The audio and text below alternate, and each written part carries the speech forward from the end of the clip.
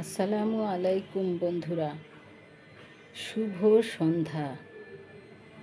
আমার সামনে ডাইনিং টেবিলে কিছু উপকরণ দেখতে পাচ্ছেন। এই উপকরণগুলো অনেকেই চিনেন, তবে এখানে আমার দেখানোর মূল উদ্দেশ্য হচ্ছে এই পাতাগুলো।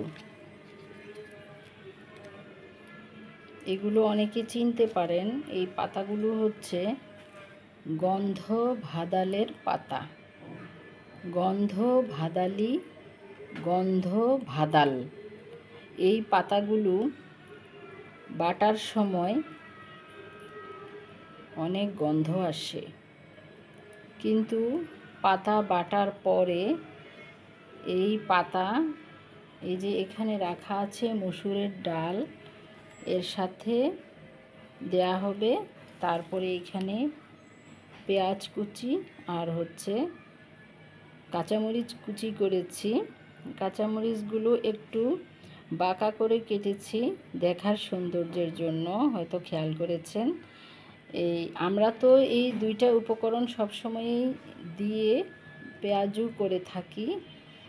কাঁচামরিচ পেঁয়াজ দিয়ে, মসুরের ডাল দিয়ে পেঁয়াজু করে থাকি, কিন্তু আজকে আমি দিব গন্ধ ভাদালের পাতা। এটা আমার ছাদ বাগান থেকে মাগরিবের নামাজের আগে কালেকশন করেছি শেষ বিকেলে। তো একদিন আশা করি গন্ধ ভাদালের লতার গাছটা দেখাবো। এই গাছটা আমি সংগ্রহ করেছিলাম নওগাঁ সরকারি কলেজের পাশের একটি চায়ের দোকানদারের কাছ থেকে। শৌখিন সে চায়ের দোকানদার, গাছ লাগায়, চা বিক্রি করে, টং দোকান করে, আশেপাশে বাগান করে গাছ লাগায় অন্যের জায়গাতে, রাস্তার কিনারে। তার উপরে একটা আমি ভিডিও অবশ্য করেছিলাম, সেটা আমার ইউটিউবে দেওয়া আছে। তো ওখান থেকে আমি ডাল সংগ্রহ করেছিলাম। এই ডালগুলো থেকে আলহামদুলিল্লাহ সুন্দর লতা হয়েছে। এতদিনে লতাগুলো বেড়ে উঠছে। তো আজকে এই পাতাগুলো বেটে সাথে মসুরের ডাল এবং পেঁয়াজ কুচি, কাঁচামরিচ কুচি মিক্সড করে ডুবো তেলে ভাজবো, পেঁয়াজু বানাবো ইনশাল্লাহ।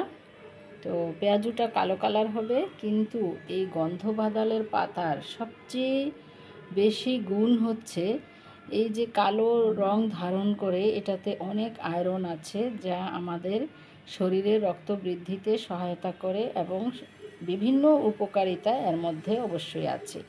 তো আপনারা ভালো থাকুন, একদিন খেয়ে দেখবেন। এটা আমি রাজশাহীতে খেয়েছিলাম। রাজশাহীতে উনি তখন রাজশাহীতে পোস্টিং ছিল, আমারও রাজশাহী কলেজে পোস্টিং ছিল। তখন বাজারে পাওয়া যেত, লতা কিনে এনেছিলেন, সেগুলোর থেকে বানিয়েছিলাম।